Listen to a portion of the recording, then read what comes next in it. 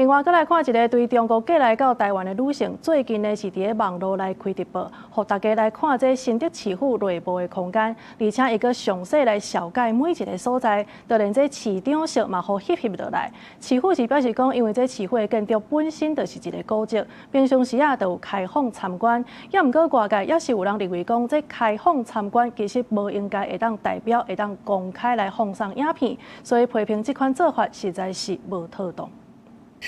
就是辦公室哈，他禮拜一到禮拜五他都會在那邊上班。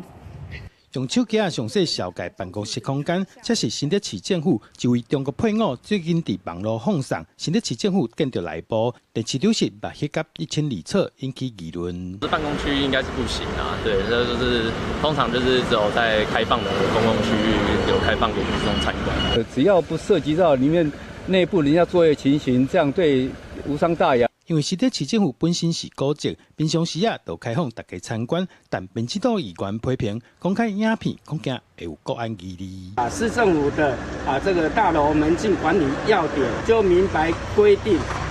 非經同意不可以攝影跟拍照。